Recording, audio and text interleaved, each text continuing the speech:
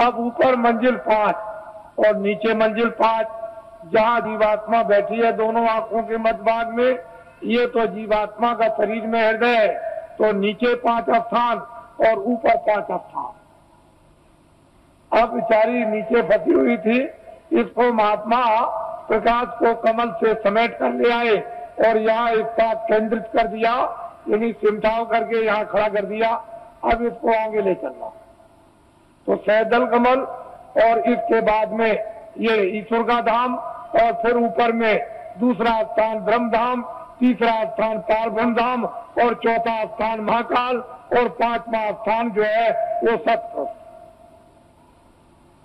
सूरत इस तरह से ऊपर से उतार कर और नीचे ला करके डाल दी गई, दोनों आंखों के पीछे बैठाकर, और नीचे उतार दी गई जड़ता में। अब इसको होश ही नहीं, कब इसकी चेतनता बरामद होगी, ये बिना महापुरुषों के कोई काम ये कर ही नहीं सकता।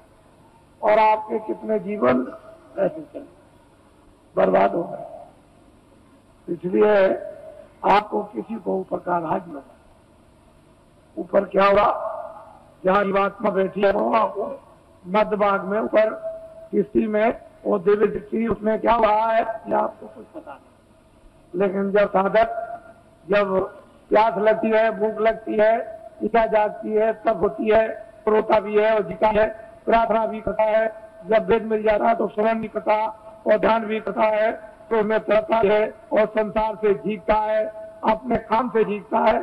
तो जब कुछ ही दिनों में, महीनों में उसका काम बनना शुरू हो जाता है, क्योंकि महापुरुषों की जब दया समावेश और सहयोग जब उसको मिलने लगेगा तो जल्दी काम हो जाएगा, फिर देर नहीं लगेगी। इसलिए महापुरुषों की दया और उनका सहयोग, उनकी शक्ति का अवश्य ही लेना पड़ेगा, क्योंकि अपने पास तो कुछ है नहीं। जब उनसे कुछ लेंगे तभी काम होगा, बगैर उसके नहीं होगा। तो मैं ये काम तो मामूली समझता हूं, इस काम को तो कुछ नहीं समझता। बस केवल इतना ही है कि आप खड़े भर हो जाओ तो ये काम कुछ नहीं है। ये भौतिक काम, सांसारिक काम, गृहस्थी का काम, खेती का काम, दुकान का काम और दफ्तरों का काम, ये काम कुछ नहीं है। इसको तो आप करो निमित्त मात्र, इस पर भी एक पैर रखो, उस पर भी रखो। ये गृहस्थाश्रम है शरीर रक्षा का, तो एक नाव पर पैर रखो, ये गृहस्थाश्रम की, ये बाल बच्चों के पालन पोषण और परिवार और समाज, इसकी सेवा के लिए एक नौका ये, और एक ये नौका है जीवात्मा को पार होने की, ये नौका है शरीर रक्षा की। तो जब महात्मा मिल जाए तो धीरे से दोनों पर पैर रखवा देते हैं, इस पर भी जमाए रहो, इस पर भी जमाए रहो, और दोनों का बैलेंस अभी बराबर रखो। अभी तो आपका एक पर है, एक ही पर है, तो उन्होंने कहा नहीं ये देखो नाव परमार्थ की, इस पर भी रख लो, ये स्वार्थ की नाव है, इस पर भी रखे रहो।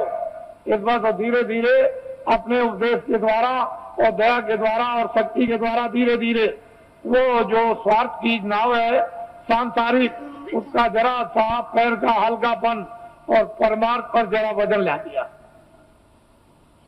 बस आपकी स्वाभाविक गिरा होने लगी। अच्छा इन इच्छा नहीं, अरुचि होने लगी, तो धीरे धीरे धीरे धीरे उस पर जमा होने लगा। शरीर की ताकत का एक पर जमा हो, अब वो इस तरह का आपका हो जाएगा कि इस पर तो जमा हो गया और ये निमित्त मात्र रह गई। बस जब तक रहो तब तक ये निमित्त मात्र बस हंस लीजिए, तो ये अंदर में उस पर जमाव कर लो और ये तुम्हारा इसको बिगाड़ना नहीं। तो इसलिए हमने तो कोई ऐसा काम रखा नहीं है कि आपको गृहस्थाश्रम का कोई काम बंद करना है। कपड़े पहनो, खाना खाओ, खेती करो, दुकान करो, दफ्तर करो, बच्चों की सेवा करो, आए गए का सत्कार करो, और जो भी रस्म रिवाज उसको भी करो, ये सब करो। हमने सब प्रकार रखे, किसी काम को बंद नहीं किया। और ये है परमात्मा। यहां बैठ करके आप इधर से अपने ध्यान को हटा दो, थोड़ा खेती से, दफ्तर से, दुकान से, बच्चों से, इनसे उनसे थोड़ा 2 मिनट 5 मिनट 10 मिनट के लिए यहाँ ला करके मन को, बुद्धि को, चित्त को इन्हीं जीवात्मा के साथ में इसको लगाकर वो थोड़ा सा सहयोग, बस इतने में काम है। कुछ नहीं बिगड़ेगा, संसार बिल्कुल नहीं बिगड़ेगा और परमार्थ बनेगा। जैसे ही आप यहां से दरवाजा खोल करके चल पड़े, बस चलने वाली बात, अगर एक कदम भी बढ़ गया तो फिर रुकने वाला नहीं, दूसरा कदम जरूर उठ जाएगा। वो चाली इस तरह की है जीवात्मा की कि जैसे ही एक कदम बढ़ा वह दूसरा प्रवेश कर जाएगा, काम आपका हो जाएगा।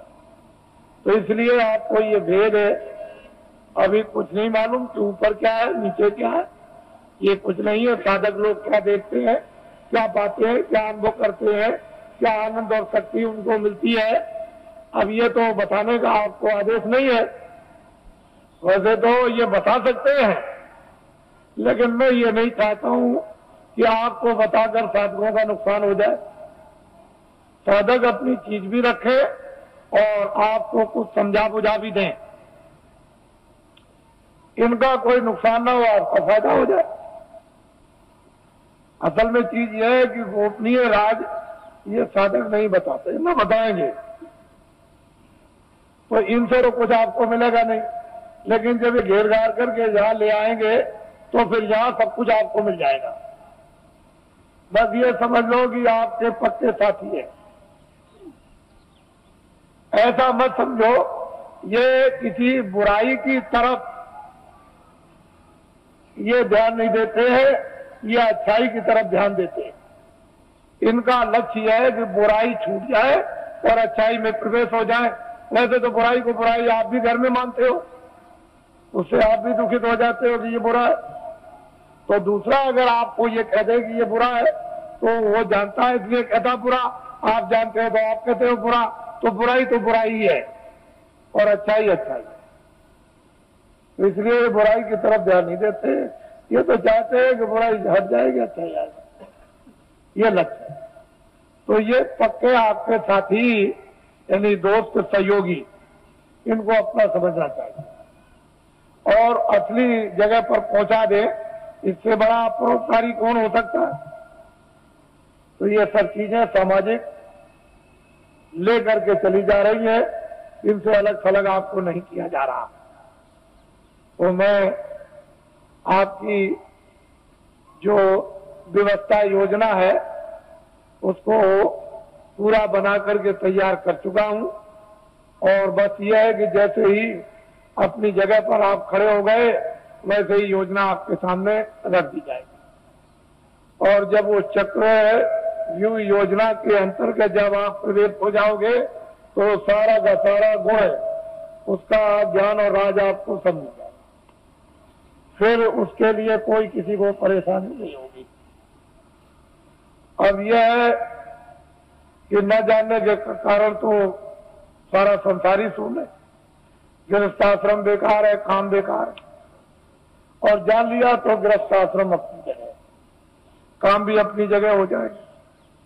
तो हमने जो आपको बताया, क्योंकि आप तो अभी आदेश दूंगा आपको अभी कि आपको मतलब ये जाना है, तो भूमि जोता खेतिहर काश्तकारों का तो देश में अभियान चल रहा, साथ ही साथ कर्मचारी अधिकारियों का कार्यक्रम चल रहा, साथ ही साथ में सेठ साहूकार दुकानदार उद्योगपतियों का भी कार्यक्रम इसी के साथ साथ चल रहा, और साथ ही साथ यानी छात्रों का भी कार्यक्रम चल रहा।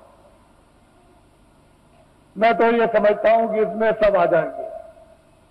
छात्रों में सबके छात्र आ गए, दुकानदारों में सब जातियों के दुकानदार और सेठ साहूकार उद्योगपति आ गए, और कर्मचारियों में सब दफ्तरों के यानी कर्मचारी सभी जातियों के आ गए, और भूमि जोतक खेतिहर काश्तकारों में सब कौमों के भूमि जोतक और खेतिहर काश्तकार आ गए। तो चारी जातियों का बंटवारा कर लीजिए। मैं ध्यान ले जाता हूं कि जरा इनके बारे में भी सोचा जाए। तो मैं सोचता हूं कि कितना इनको वेतन मिलता होगा, तो इतना वेतन मिलता होगा इनको, इसमें कितना कट जाता है वो भी मैं जानता हूं कि इनकम टैक्स कितना कटता है, और फिर इनका बीमा और ये वो योजनाओं में कितना चला जाता होगा, तो इनके हाथ में कितना बचता है वो मुझे सब मालूम, उससे पूरा नहीं होगा।